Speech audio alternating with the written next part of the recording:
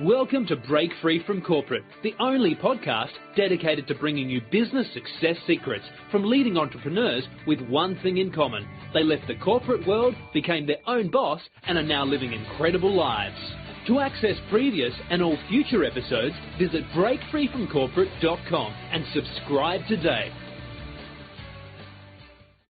Well, welcome everyone. This is Gavin Sequeira here, and I'm so excited to bring you another really awesome guest on our podcast today. Her name is Getrude Matshe, and she comes from New Zealand, but she's got such a diverse background. She's originally from Africa, and I'm going to read a little bit about Getrude. First, I just want to make sure she's on the call. Getrude, are you with us?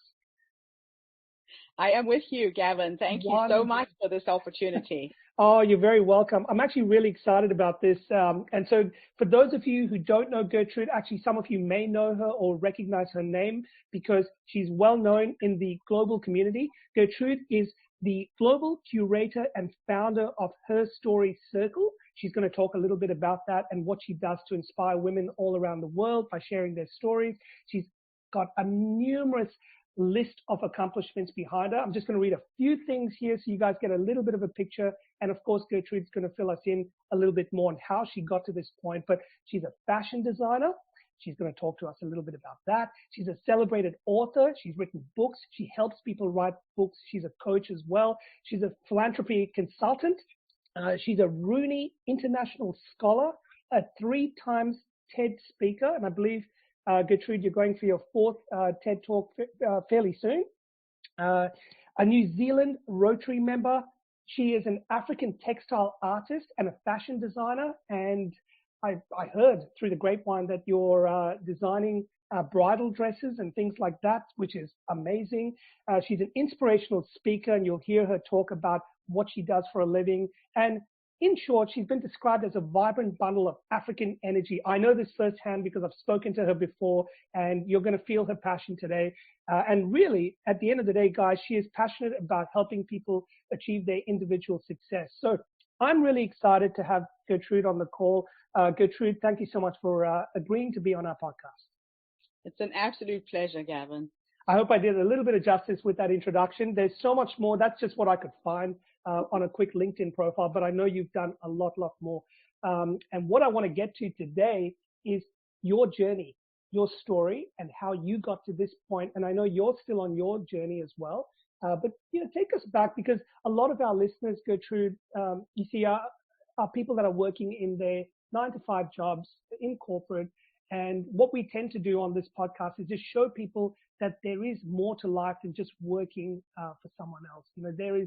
There's all this opportunity out there if you just open your eyes and look. And you're someone who strikes me as someone who just sees opportunity and goes for it. So take us back to your humble beginnings, where you grew up and your life and how you kind of got to this point. Kind of just walk us through that story. Okay, so let me go back to the village where I was born, Gavin. I was born in Zimbabwe.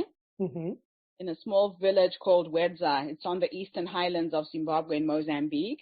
Right. Kind of place where you're born there, you'll die there, and amounts to absolutely nothing.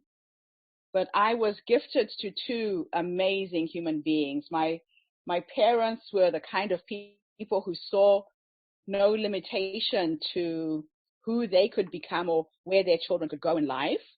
Right. I remember my dad got a scholarship in 1967, the year that I was born, through the Catholic Church to go and study in London. And so he left with my mom. I was left with my grandmother. I was 9 months old, and my sister was almost 2. And for 3 years, they struggled to make money so they could send for their kids. And I was that little poster child for World Vision. Oh, wow. Severely malnourished. My grandmother did the best she could with the means that she had. But, our diet consisted mostly of cornmeal, salt water, if we were lucky on a day. But then life changed, and off we went to London. My dad became a chartered accountant. My mother became a nurse. When they finished their studies, they had to go back. It was a Commonwealth scholarship. So they were forced to go back to their home country. My father found himself unemployed. This was before Zimbabwean independence in Rhodesia. Mm-hmm. My dad could not get a white-collar job because he was black, despite all of his qualifications. Mom got a job immediately as a nurse, so she was literally the main breadwinner. Yeah.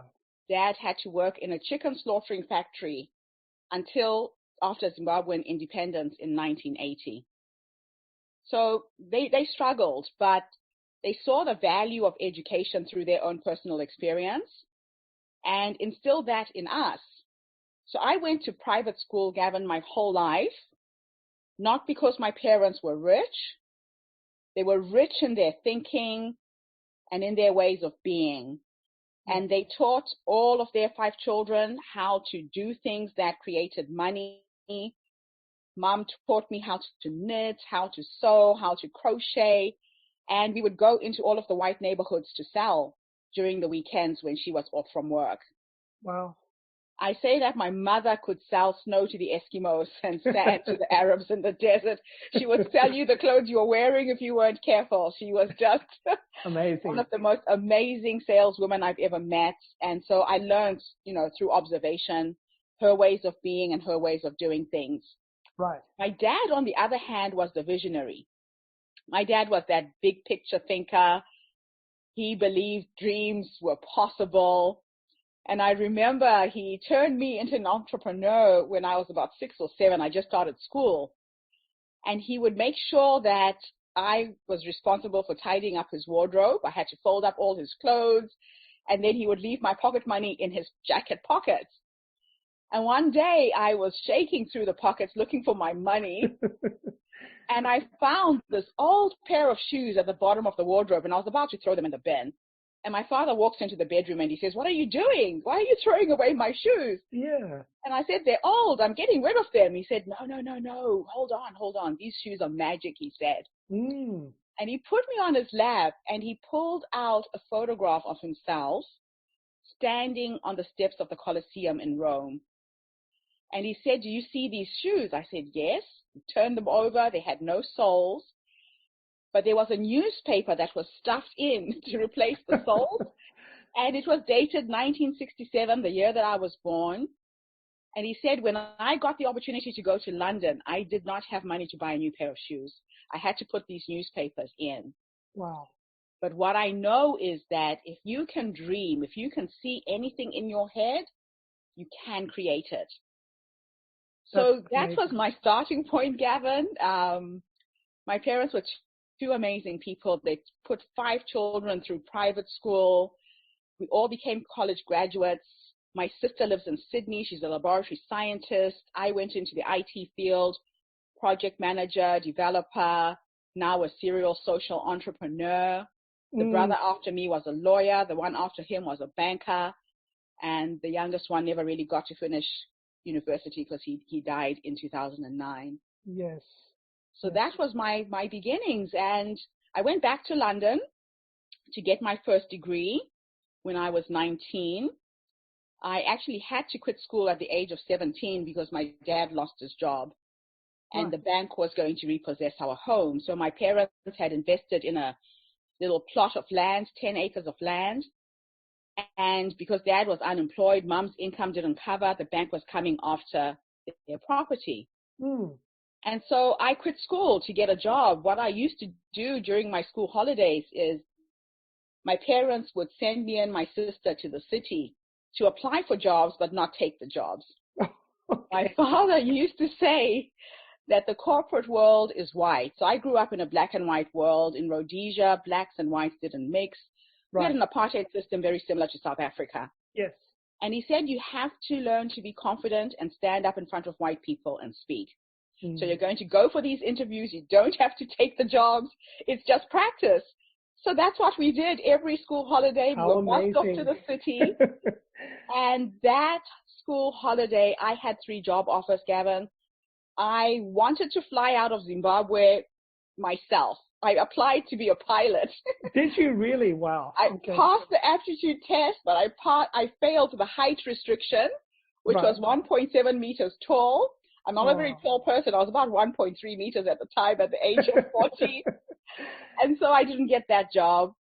I applied to be an air traffic controller, a nurse, a COBOL programmer, an air hostess, and I had all of these jobs lined up. Wow. And my father sat me down and we eliminated each of them one by one. He said an air traffic controller will sit in a tower, watching the planes coming and going. You're going to get bored. He said, nursing, I know you want to be like your mom, but you faint at the sight of blood. Let's cross that off. Right. And then he said there's this thing called a computer. He didn't even know what it was, Gavin. Yes. He thought it was an adding machine because he was an accountant. Sure. And he said technology is the future. Take the COBOL programming job. And that's what I did. So I'm a first generation coder. Wow. I program computers in BASIC, Pascal, and COBOL. Fantastic. And I worked for the London Rhodesia company. And that put me on the path that created the rest of my life. How amazing, Gertrude, when you share that story. I'm thinking back, to what your parents, especially your dad at that time, what he must have been thinking, growing up in that environment and then saying, how am I going to shape my children and how am I going to position them for success? And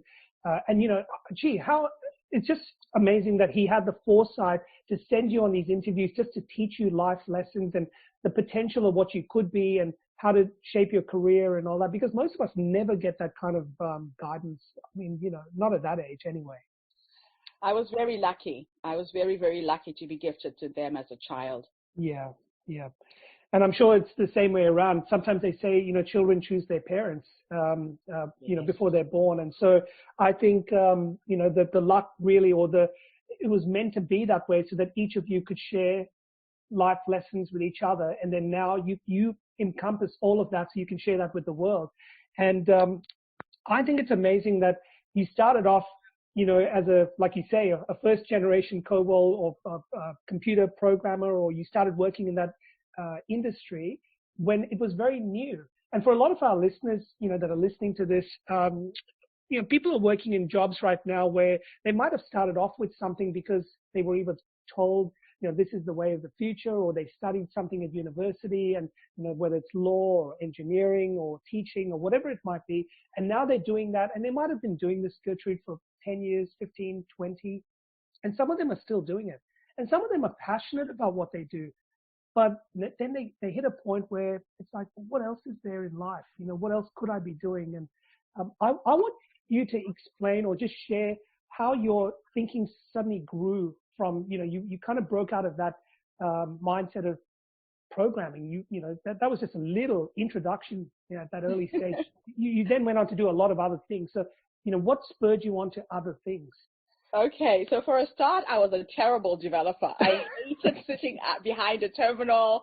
Yep. I'm a people person, Gavin. Yes. Fortunately, my boss recognized that, and he sent me for more courses, more training, and channeled me to go into systems analysis and design. Business analysis was my strength. I loved connecting and communicating with people. Yeah. But it also helped me be really good at designing systems because I had been a developer. So it worked out in the end. Yeah. So I ended up, like I said, going to the UK. I wanted to get my first degree when I was 19. My parents were okay. Dad had opened a consultancy. Mom started a restaurant. And I thought, okay, this is now my time. I'm going to get that first degree.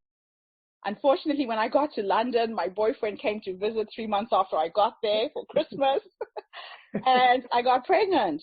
Oh, wow. I didn't have a scholarship. I didn't have money. And it was like my whole life had just disintegrated. Mm. He was a medical student, went back home to Africa. So I'm alone in London. I'm broke. I'm pregnant. And it was like one of the lowest points in my life. Yeah. And I remember running out of money and rummaging through my purse, trying to find coins so I could go and buy a loaf of bread.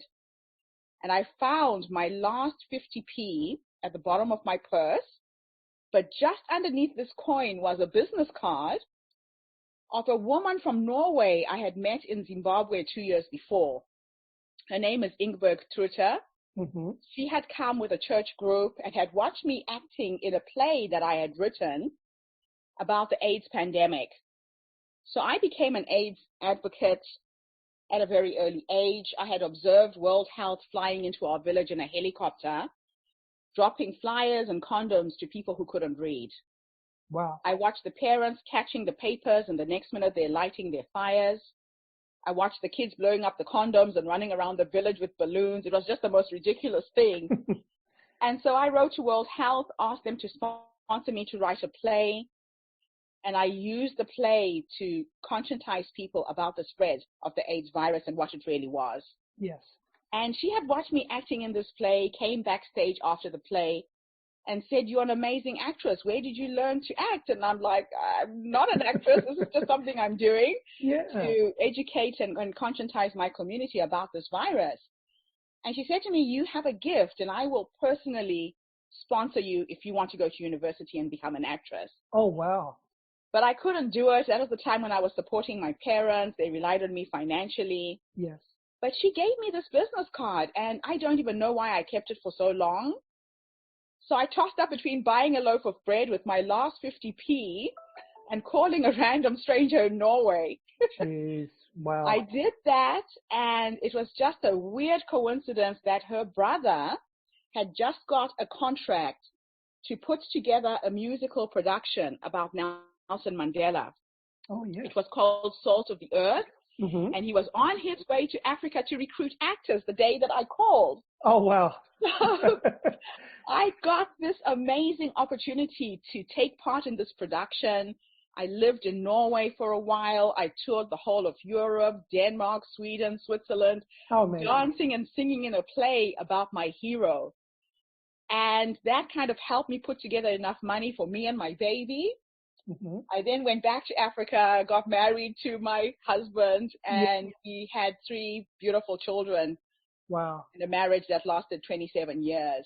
Fantastic. We moved to South Africa, and that's where I decided to go back to college when I was 27. I had 2 kids to get my first degree. I remember getting pregnant in my final year with the 3rd baby, and I kept going. And you love a challenge, don't you? I did a business studies degree and majored in industrial psychology and management. And then I went back to IT, got a job in an insurance company as a systems analyst, then a project manager. And I was the system support manager for Africa for the largest telecommunications network in South Africa called MTN. Wow. We then moved to New Zealand in 2001. No, actually, we went back to Zimbabwe after we graduated and found our economy in ruins. This is when Zimbabwe's inflation hit 316 quadrillionth %. I can't even imagine a number that big. It was a crazy time. It meant that computers weren't coping with all of the zeros. Most IT companies withdrew from Zimbabwe. I couldn't get a job. My husband was working for a government hospital with getting $150 a month for a family of 5, and we were just not coping financially. Yeah. And so I plucked up the courage to go to the United States, and I thought the U.S. was the place to try. I went for the Black Arts Festival in Atlanta, Georgia. They were looking for African artists. So I paint textiles. I'm a textile designer. Yes. And my work did really well in the U.S. For 4 months, I traveled on this circuit on the Greyhound bus, selling my art from city to city, raised enough money for me and the children to leave Zimbabwe. And the idea was I would go ahead, try and find a job, and then send for my husband. I was turned back in transit in Johannesburg. After a 3-hour stopover, they picked up a misprint on my daughter's visa. The U.S. Embassy misprinted the passport number on her visa sticker. Oh, no. We were sent back to Zimbabwe. We lost all of the money. We had sold a house, a car, furniture. I'd left my ex-husband in a 1-roomed apartment with a single bed and a 14-inch TV, and that's all we owned. Wow. And this happened 2 weeks before September 11. The U.S. Embassy refused to correct the error unless I could come back with a bank statement with $6 million. You're joking. We were at the brink of a civil war. This is the time when all of the white farmers were being murdered in Zimbabwe to take back the land. Wow. And so there was chaos. So they changed their rules.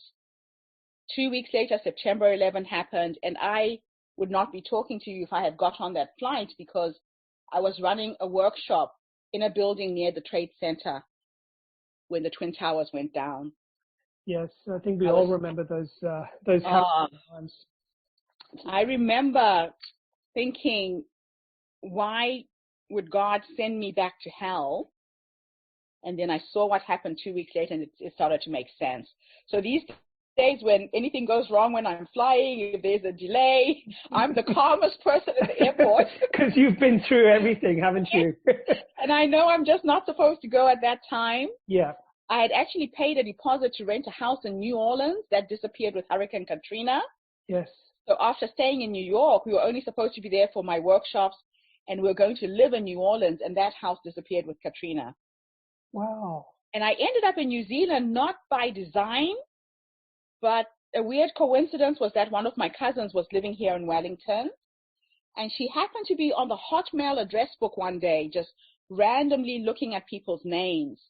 Now, you've noticed how my name is misspelled, that it's not Gertrude, but Getrude. I have noticed that, yes. Yes. So she picked up on that error and wrote this one-line email saying, "Is this Getrude? Are you Barton's wife? This is Priscilla. I'm in New Zealand. Where are you?" So I told her what had happened. And she just said to me, "Getrude, if you come to New Zealand, you will get a job. You've got the IT skills. They're on the essential skills list." So as an act of faith, my husband put me and the children on a flight to New Zealand. I came out here alone in 2001 with $500, no money, no job, got a job within 2 weeks, and became a systems analyst, project manager, and worked for an IT company that designed hospital software for a year. Right. I raised the money for him to come, but he struggled to get registration with the Medical Council of New Zealand. So he came out to Australia. He worked in Mount Isa in Queensland for a whole year. Oh, wow. And he would commute and come home once a month. We thought it would take a short time. But the first year of my stay in New Zealand, I was alone with 3 children under 12. I had a full-time job, and I was losing it. It was just not working. That would have been very hard. So I approached my boss, and I wanted to renegotiate my work hours, Gavin. I wanted to work from home in the afternoon and come to the office in the morning. My boss was in a bad mood that morning. He said, "You don't have a choice. It's either you stay or you go." And I realized he was forcing me to choose between my children and work, and my kids are not negotiable. Yes. And I remember a quote in a book I had read that morning that just dropped into my consciousness. I can't even tell you the title of the book, but the quote was, "If a man kicks you on the butt, let it push you towards your goalpost." Oh, I like that. That's really good. And like a zombie, I just went to my desk and I resigned. I didn't have a plan B. I didn't have a job. Told my poor husband, who had come for the weekend, that I had quit my job. And I said to him, "I will go back to the arts." So I always fall back on my intuitive gifts. Yeah. And I started painting my fabric, and I painted 100 meters of material. Went all over Wellington trying to sell the fabric, and it would not sell. Then one day I had a dream. I dreamt of my grandmother, who's my spiritual guide. And in this dream, she was speaking fluent English. She hated English. And she said to me, "Gertrude, if you have a problem, break it up into small pieces." At 2:00 in the morning, Gavin, that dream made no sense. Yeah. But when I woke up, it made crystal clear sense. I realized I had to cut up the fabric into small pieces and make something else. So I started making cushions. I made 1,000 cushions and started selling them online, created a website.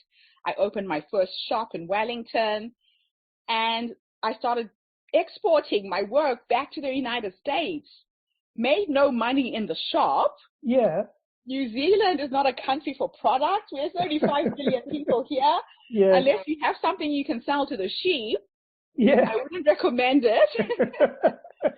So I hit on my first $1 million idea, sitting in this shop, bored stiff. I just went online and started researching other opportunities. And that idea was to create a recruiting agency for doctors. So when my husband was job hunting, I saw hundreds of vacancies for doctors in New Zealand, in Australia.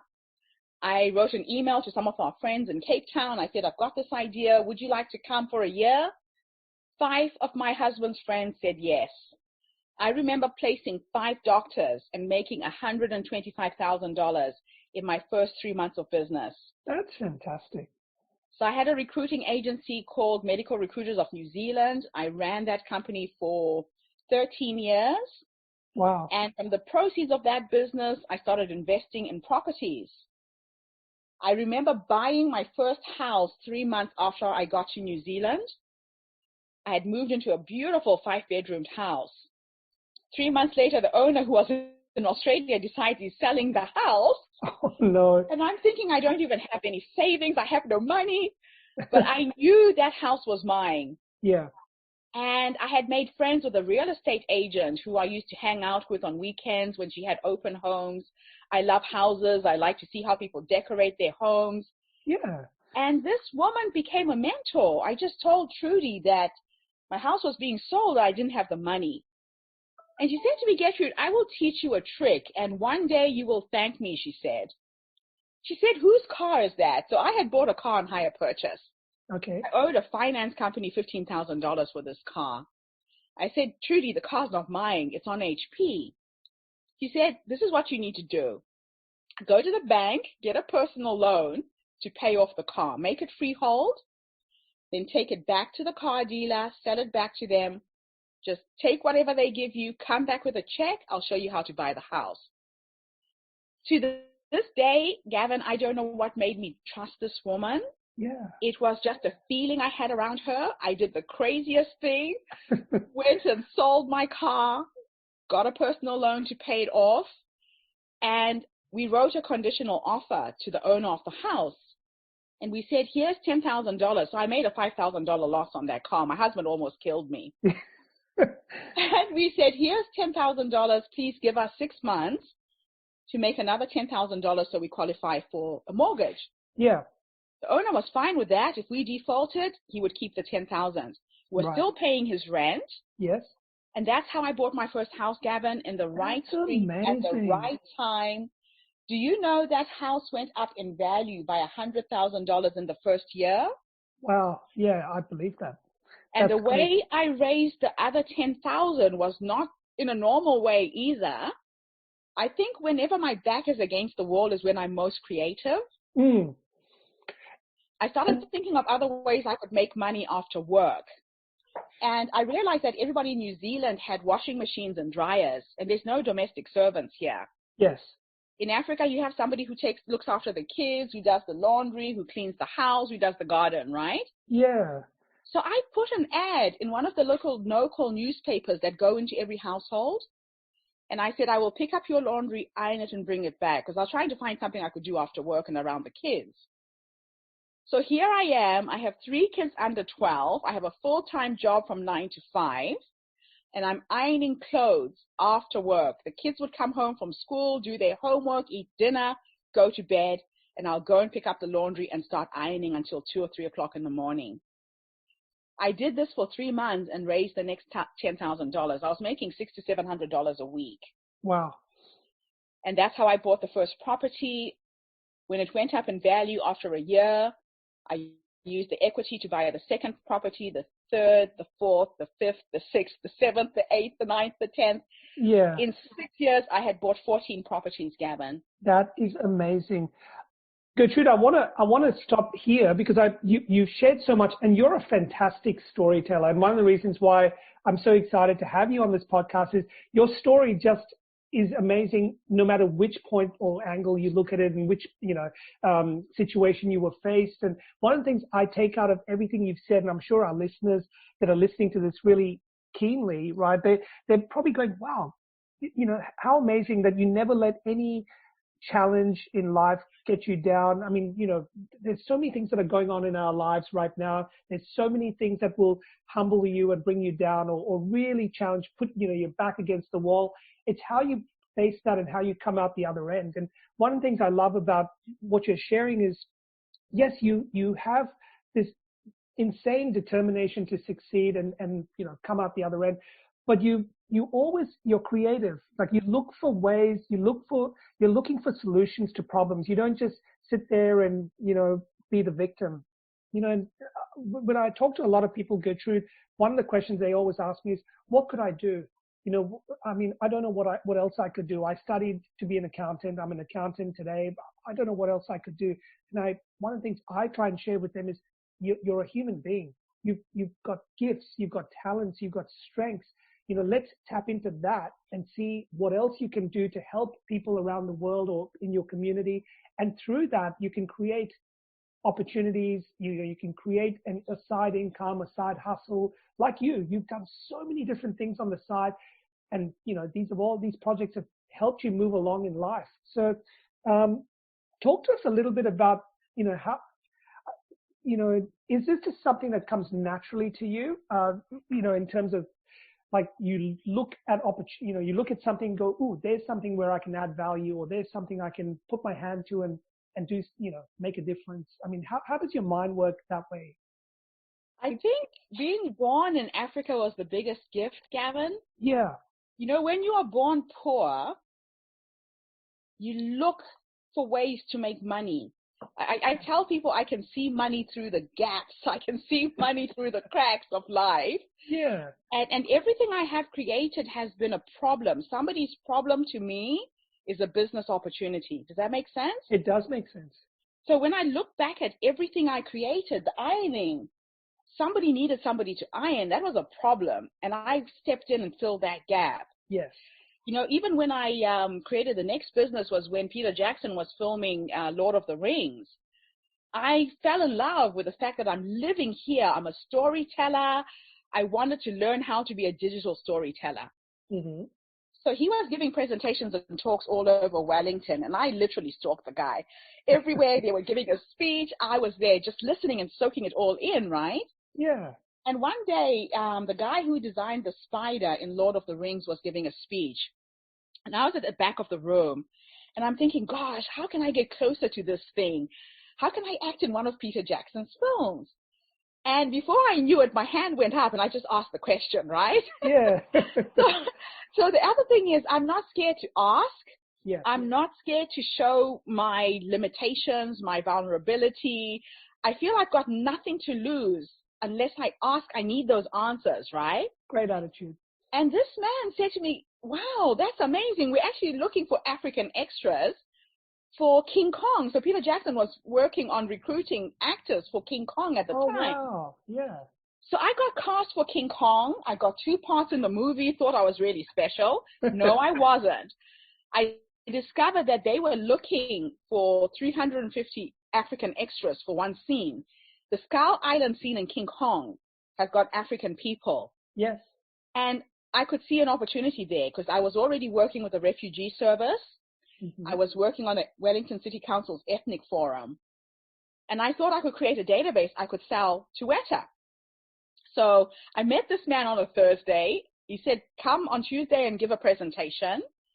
In one weekend, Gavin, I hit the streets of Wellington with a digital camera with all 3 of my kids hitting on anyone brown. Oh, that's crazy. People at the railway station, bus stops, and created a database and did a presentation for Peter Jackson and his team and got the contract to supply all the ethnic extras for King Kong and Avatar.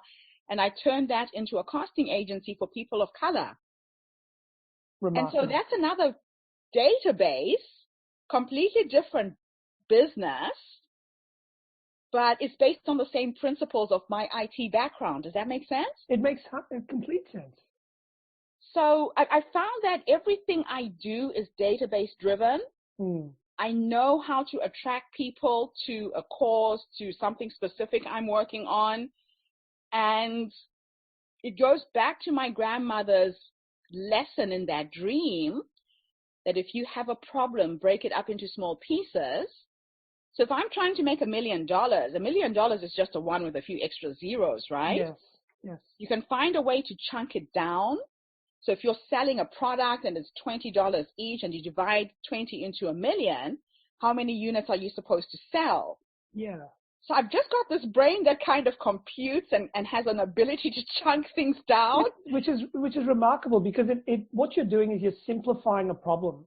Yes. So sometimes people try and take too much on, or their goals are so big and audacious that it actually scares them and they shy away from it. And most people never actually achieve the things they're setting out to achieve, or they might start something but never finish it because it's just too much, for them to handle. But what I like about what you're saying is you break it down into little chunks and you just attack it, on a consistent basis.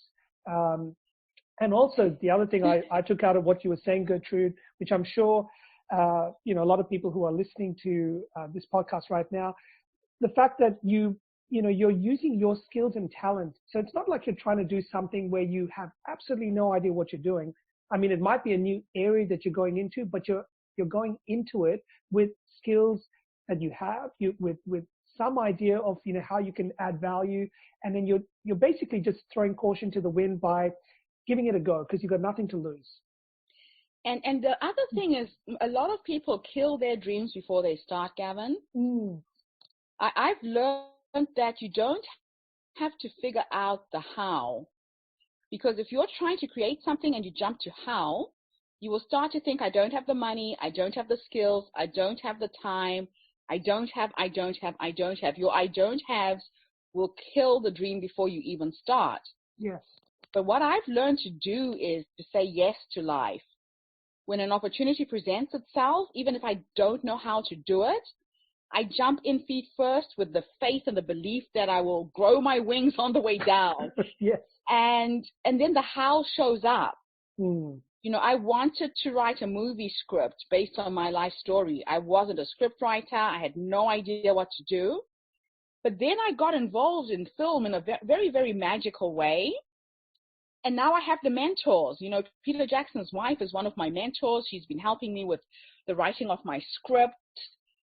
That wouldn't have happened if I didn't have that conviction and faith. Yes. That I was born to do this. So we are all gifted at birth with all of the knowledge that we need in life. Everybody's born with very unique gifts. You will never be given a dream to be a filmmaker or an entrepreneur unless you already know how to do it. So if you can believe that and just take the first step towards that dream, and it could be as simple as just writing it down on a piece of paper and making a plan. Yes, definitely. You start to attract the right people in your life that can help you make it happen and to talk about it. We give energy to our stories. Yes. The more you talk about it and you share your ideas with other people, you will meet one person who knows the next person who will help you make it happen. 100%. Just on that, I'm a big, big believer of having a goal, having a vision, writing it down, and more importantly, sharing it with other people for all the reasons you've just said. Because number one, if you don't, firstly, you've got to step out of your day-to-day, and you just got to look at the bigger picture. Where do I want to be? Am I happy in my current situation? Am I satisfied or fulfilled in my job? Do I want a better life for me, my family, my kids? And you've got to ask yourself the hard questions. And when I talk to people about this every day, Getrude, a lot of people haven't really thought about it, which is, in a way surprising, but also life is so busy, so, what would you recommend to people who are just so caught up in the day to day? Like what would be the simplest thing they could do to just take some time out and reflect on some of these things you're talking about, just to make these slight life adjustments, and make the slight course correction, perhaps? What would be something you could say to them if they're listening to you right now? I would say take time to articulate your dreams on paper. Yeah. They say that for an architect to build a house, you sit down with them and you describe what the house looks like, right? Yeah. Is it single story? Is it double story? Does it have a thatched roof? Does it have tiles? How many windows? You have a vision in your mind's eye of what the end result will look like. So an architect can't build the house without talking to you, without sketching the design so you can see the visual. The same thing applies to your dreams and your own personal visions. They say that the richest places in the world are graveyards. Yes, They're I've heard full this. of people who had the most amazing ideas, amazing personal stories, and they didn't have the courage to put it on a piece of paper. Yeah. So our thoughts are a vibration. Everything is vibration. And the minute you start articulating it and talking about it to other people, that vibration goes out into the universe in a bigger way. Yeah. So everything is energy, and it's how much energy you put to your story that makes it come to you faster. I think if I could give everybody who's listening my how-to, I talk about my dreams. You know, if you watch my first TED Talk, I talked about my being the first African woman to write, direct, and produce an Oscar award-winning screenplay. Yes. I haven't done it yet. I know I'm going to do it. I have seen it in my mind's eye. I had a dream about it. I wrote it down as the last chapter of my first book. That was 20 years ago. People thought I was crazy. I did that first TED Talk 15 years ago. It's online. I still haven't achieved that dream. What I know in my heart of hearts is I am going to do it. When I first said it out loud, Gavin, I felt like an imposter. Yes. It felt weird. It felt icky. I said it a second time. It felt really good. I said it a third time. It felt so real. Yeah. I've said it over and over and over again. And then one day the mayor of Wellington said to me, Getrude, come and have a cup of tea with me. What are you working on right now? And I said, I'm struggling with this movie script. I have no idea what I'm doing. Do you know, Gavin, she said to me, Getrude, give me your book. I'll give it to Peter Jackson's wife. She was one person removed from the woman who won all of the Oscars for Lord of the Rings, King Kong. Amazing. And now she's my mentor. So you have to talk about it. You do. Imagine if you hadn't have shared that important information, with this mayor when you were asked about, what you're working on. Again, sometimes people are embarrassed or they're a little bit shy to share, what their big goal might be or where they want to live or, because they live within their community. And you've heard this saying, I'm sure, where you're the sum average of the 5 closest people around you. Yes. And, and I always challenge people to try and expand that circle, especially if you're trying to move in a different direction. You need to start hanging out and you need to start associating with people that are already there, because there's no way you can climb that ladder unless you know people that have climbed it before you and can help you up. And one thing I found in all of my experience, Gertrude, I know you found this as well, people that are successful or people that have made it are only too willing to help people who are struggling and want to get there. So you just need to ask they see themselves in you when you're starting out. That's right. And they say that success leaves clues. If you can't get access to them in person, the internet is an amazing resource. Yeah. Read their books. These people have written books about how they did it. Yeah. Watch their videos online. You don't even have to have a personal connection with these people. Yes. They've left the clues and the crumbs that you can pick up and get some ideas on how you're supposed to do it to accomplish your dreams as well. Yeah, definitely. And I like the fact that, as you were sharing your story, you talked about having different mentors that showed up in your life. And, sometimes I talk to people about the importance of having a mentor or having even a community of like-minded people that can appreciate, what you're trying to achieve or support you when, you're struggling, or when you've had good times, you can share the successes with these people because they get it. You see, and they're on the same wavelength as you, the same energy vibrations as you. So how important is it for someone who's listening if they're desperately trying to make change, but the people around them, as much as they love them, they could be family and friends, the closest people around them, but they're not really the right people to nurture them to the next level. How important is it for these people to seek new avenues, break new ground, get out of their comfort zone? What would you say to them? I have had to get rid of a lot of so-called friends, Gavin, out of my circle. Yeah. I believe that ideas are like being pregnant. If you're pregnant, you nurture that dream, you water it, you feed it, you want to surround yourself with people who help you make the dream a reality. Yeah. So there's some people who you will tell your ideas and they will tell you 100 reasons why it's not going to work.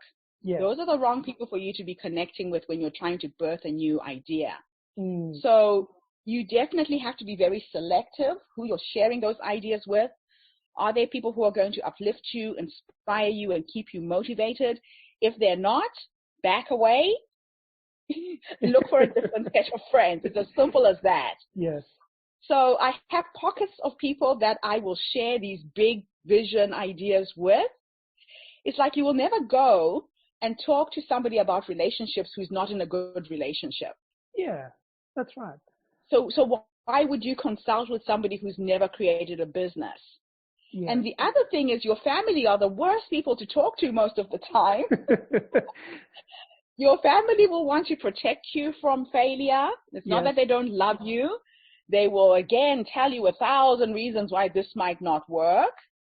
So unless they are people who will empower you, like my parents would just say, go for it. This is a fantastic thing to do. Yeah. But I have siblings, I've got brothers and sisters who don't think the same way that I do. Yeah. I would never share my ideas with them. Yeah. No, that makes sense. Well, I can completely identify with that. I remember when I first wrote my first book and, I was doing all these things that were out of the box. And I've got 2 degrees and an MBA and all of this. And, when I left the corporate world 13 years ago, Getrude, a lot of my friends thought I was crazy. They're like, what are you doing? You're throwing your whole future away and you're putting it. And even to this day, sometimes I have, people who I'm still friends with. I don't share my business ideas with them because they're not the right people, like you said. But they'll often say, when are you going to get a real job? Yes. Isn't that interesting? But and as an entrepreneur, I tell people I'm totally unemployable now. I think I'm completely unemployed. I just don't think I could. Honestly, I don't think I could just sit in a box, in a cubicle, or in a space where I'm confined anymore. I think very, very differently to a lot of people out there, just like you. And I guess fascinating. It is fascinating. And for the people that are listening to this, I really want you to take some of the things Getrude is sharing because she's to heart, because she, life is short. And we do come back many times, but, while you're here on this planet, make the most of your opportunity. Don't allow time to go by idly, and if you feel that you've hit a place where you need change or you're kind of stuck and you're not sure what to do and you're not sure who to talk to and you've somehow managed to come across this podcast, well, seek out some help, reach out to people who can start relating to your story or your concerns and start forming those bonds because trying to do it on your own, Gertrude, it's really hard, isn't it? It's not easy. It's not easy. We want to be constantly surrounded by people who are like-minded. Yeah. Definitely. Yes. And so you have had a wonderful career up until this point, but it's a career you've really shaped on your own because you've smashed through boundaries. You are doing some incredible work inspiring women now with your business, HerStory. Do you want to talk to us a little bit about what that involves? I mean, what is some of the work you're doing in that space? So right now, Gavin, I'm working on what I'm calling a living legacy piece. Mm-hmm. I think I shared with you when we first met that I have recovered from heart failure. Right. So when I went through my separation and divorce, I found myself in a rice field in Bali, Indonesia, having collapsed with congestive heart failure due to hypertension. It was the stress of losing a 27-year relationship. Kids had grown up. I was completely lost. And I realized at that point that all of the work that I had done in my philanthropic efforts would go to waste because I hadn't imparted all of my ideas with other people. Yeah. So when I started traveling as an international speaker, I started creating women's cooperatives, getting women out of poverty in very small ways with very small amounts of money. I was supporting orphanages wherever there were orphaned children, especially because of the AIDS pandemic. Yes. So I've worked throughout Southeast Asia, the Caribbean, Africa in this light. And now my life had come to an end, and I was going to let a lot of people down. So I created a new business initiative called HerStory. It is a social impact movement where I bring people together to share their stories I believe we can change the world one story at a time, one person at a time. Yes. Because everything we go through in life, we are challenged so that we can become teachers. So we can leave the knowledge that we have through our life experiences. It started off with women, 100 women in Las Vegas in 2019. We had an event in Wellington, in Sydney, in Norway, in London, New York, Brisbane, Auckland, and Hamilton. We had 10 in-person events before COVID happened. Yes. And then we put the platform online. Now, I was targeting women over the age of 50 who had the stories, who had the experience, who had the time to focus on themselves as professional speakers. Mm-hmm. And the transformation that happened with these women is what got us to include men. And that's why you and I started talking, and I invited you to come and speak on the platform. And it was because a lot of the husbands, the sons of these women were seeing the transformation and the empowerment of their mothers or their wife being able to view their ideas and be heard and to use their voices. And the men started asking to be coached and to come onto our platform and speak. So now 25% of our speakers are male. That's fantastic. I also discovered that until women start inviting men into the rooms where we're discussing women's issues, nothing much will change for the condition of women worldwide. Yeah.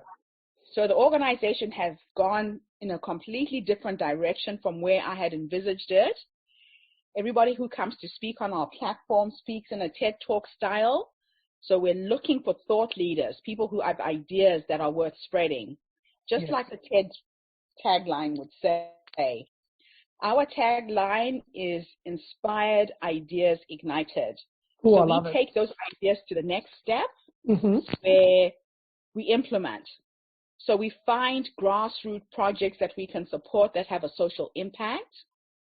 Every speaker, every person can either identify something in their communities where they can make a difference, or they can plug into the existing projects we have ongoing already.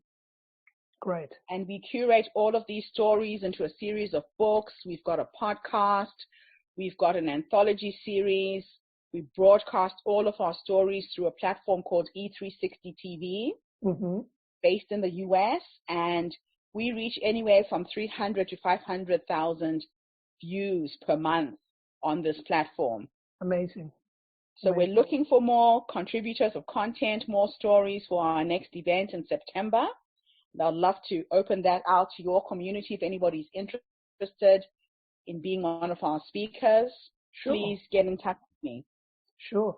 So really, you're creating the next level TED platform, aren't you, in a way? I am. It's getting really difficult to get on TED. Yes. And I thought, why not give TED a run for its money and create a competing platform? Why not?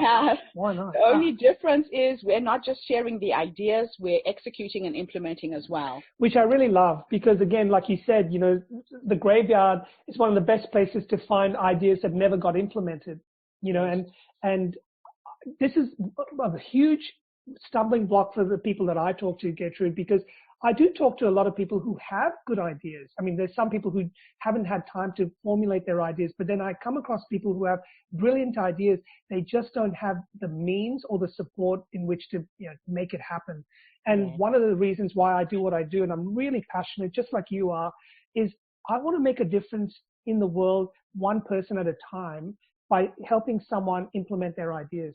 And, it doesn't have to be life-changing for the whole community, but if you can change one person's life or at least take them in a slightly different direction, that impacts their family, their community, and it starts exponentially making a difference to, around the world. And it's such an important thing to give people the tools and resources from our experience or from the experience we've learned from other people and share it, because sometimes people don't have access to all of the experience you've had or all of the tools or resources. But if they can learn it, or they can, they can somehow gain that knowledge in a way that can help them now get to the next level, who are we to hold it back from them? I almost see it as our duty to share. It is our responsibility. You're so right. Yes, you are so right. Yes.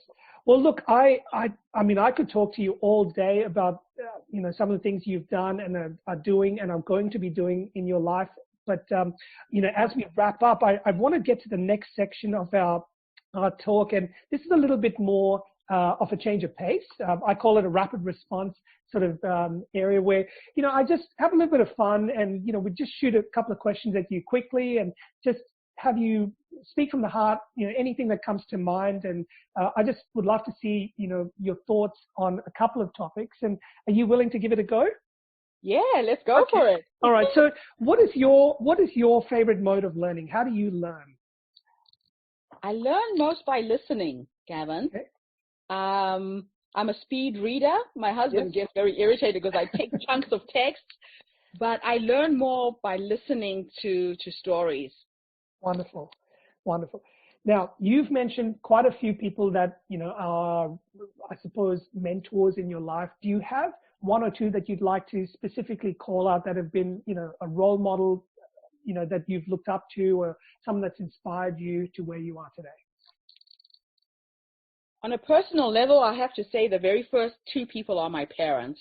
Yes, I had a feeling you were going to say that. My dad was the visionary. My mom was the go-getter entrepreneur.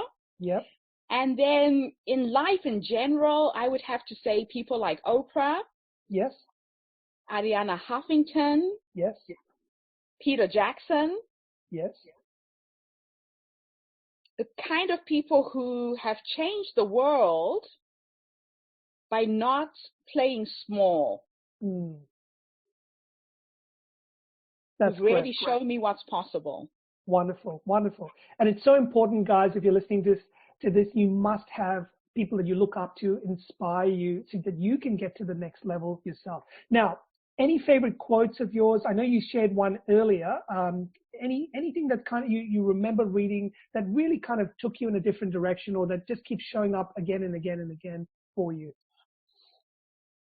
There is a quote that says the most wonderful thing about life is that you get to write the script, be the director, and star in your own epic. Oh, I love that. That's great. That's fantastic. So, guys, you are the curator of your life. Make it the best life you possibly can. I love that. Any cause or charity? I know you support a numerous number of projects out there. Is there one or two that you want to call out for our listeners so they might be able to look it up or support you in that?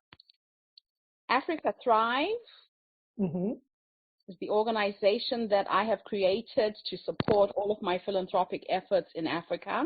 Yep. In Indonesia, the John Fawcett Foundation does cataract eye surgery throughout Southeast Asia. And Ubuntu Africa is based in South Africa. They sponsor HIV orphans in South Africa. I think those would have to be my three top passion projects. Fantastic. Thank you for sharing that. Now, something quirky or, maybe unusual about you that people don't know. And I know you've got a lot of different stories you could share, but is there anything in particular that you might want to share with our audience today? I am the mother of three amazing human beings. My three kids are born a day apart. Oh, wow. On the 18th of September is the first one. He's now 32. On the 16th of September is my daughter in Melbourne. She's now 30. And my youngest son, who came 4 weeks early, came in on the 17th of September. He's now 24. And my excuse is that my husband used to sneeze at Christmas and I got pregnant. Oh, that's hilarious. Oh, wow. So September's a big month in your family, that's for sure. It is. It sure is. So good. And I also know from one of your, I'm not sure if it was one of your TED Talks that I listened to or another one of, and I've listened to quite a few of your talks now. The name Getrude was a German name, and you got rid of the R in there because you wanted to preserve your grandmother's maternal name or something like that. There was some story which was quite fascinating, wasn't it? Yeah, so my grandmother was brought up in a German orphanage. Yeah. When colonialists came to Africa, they would forcibly remove children from their parents and throw them in an orphanage. So my grandmother didn't know her African name. She didn't know her parents. And she says when she turned 6, when she could read and write the English language, she decided to drop the R in Gertrude as an act of defiance. She decided to get rude, to piss off the nuns. And so in Africa, African names mean something. Yes. And if I put back the R in Gertrude, I kill my grandmother's story. Yeah. So I get to talk about her every day. I have to explain why I'm an African woman with a misspelled German name. And that's the meaning of my name. I thought that was fascinating. I thought that was really, well, even just sharing that story is amazing. So you've done a lot of things. You've got your fingers in so many different pies, Getrude. Where do you see this journey of yours now taking you? I mean, what is next for you? I know you're working on a TED Talk that you've got coming up potentially, but you've got other projects. You know, what's next on the horizon? What can we look forward to when we follow you? Wow. So the HerStory movement is really my passion project right now, trying to scale this globally and inviting people to be part of the tribe that is changing the world through social impact. Yeah. And on a personal level, my husband has just bought a boat. Okay. And I'm getting my sailing license. I'm busy training for that now. Wow. My children say, Mom, when you are dead and gone, it's going to be funny when we share your story of how you came from Africa with a suitcase, you couldn't swim, and you ended up being the first New Zealand black skipper. So we're planning to sail the South Pacific and see this part of the world on water. I'm excited about that. Well, you live in a beautiful country and you live in a beautiful part of the world. So good luck with all of that happening as well. And I'm sure there'll be a business opportunity in there somewhere. I've already seen it. Yeah. Maybe you'll teach a sailing school, or you might, who knows? We'll keep in touch. Now, if people wanted to reach out to you, Getrude, or they wanted to follow you, or they wanted to, either join your movement, support your charities, or even just, like you said, become a potential speaker on your HerStory movement, how do they reach out? What's the easiest way for people to get in touch with you? I am on Facebook. I am on LinkedIn. On LinkedIn, it's Getrude Matshe Kanitsky. So my second marriage name is on there. My email is Getrude Matshe, or let's use Getrude at HerStoryCircle.com. Okay.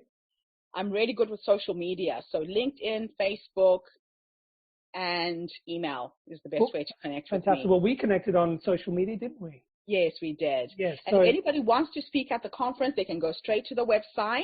Yep. It's the HerStoryCircle.com, and just register to speak. You will immediately get a booking to meet me in person, and we'll explain to you how the platform works.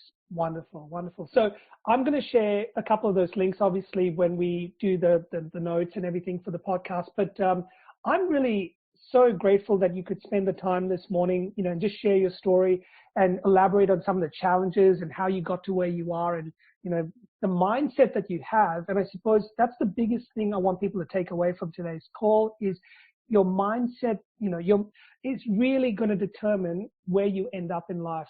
So it doesn't matter how you got to where you are now. Put all of that aside. It's where you want to get to. You need to make some changes. You need to, adapt. You need to maybe find some people, inspiring people like Getrude, and follow her work. And we talked to a lot of great people, Getrude, but, it's just about finding that next person who can open doors for you, that can introduce you to a whole new way of thinking. And if you can think big, you can achieve things, you can change your life, And so I'm really grateful for the time we had today. And I know we're going to talk again in the future and all that. And I look forward to all the amazing things you're about to accomplish. And we're going to keep following you with keen interest. But thank you again. And any last comments or thoughts that you want to share with our audience? Thank you, Gavin. Last comments are, if you have an idea and you're sitting on the fence and you're doubting yourself, it will feel like you're standing on the edge of a cliff. And I'm going to encourage you to jump. And jump knowing that the universe will catch you, or you'll grow your wings on the way down. Okay. And we also encourage people to jump, but make a calculated risk assessment. Because one of the things I say to people is don't it's not about risking your current job or your income or anything like that, but doing something on the side, starting the ball rolling, putting that first foot forward. So yes, jump. The universe will create opportunities as you move forward, but take that first step. I think that's really what you're saying, isn't it? It is. Wonderful. All right, Getrude. Well, all the best to you. Thank you so much again, and we look forward to keeping in touch. Absolute pleasure. Thank you, everyone. If you like this podcast and would like to understand a little bit more about what was just discussed, then you're in luck. Simply head over to breakfreefromcorporate.com and we have a fantastic bonus gift waiting for you to download. All we ask in return is that you leave us a review on iTunes and or Stitcher, whichever you use. And lastly, help us share this podcast around with your friends, your colleagues through Facebook, Twitter, Google+, or LinkedIn. We truly appreciate all your support and we look forward to seeing you on the next episode. Thank you for listening to this podcast episode of Break Free from Corporate. Once again, to access previous and all future episodes, visit breakfreefromcorporate.com and subscribe today.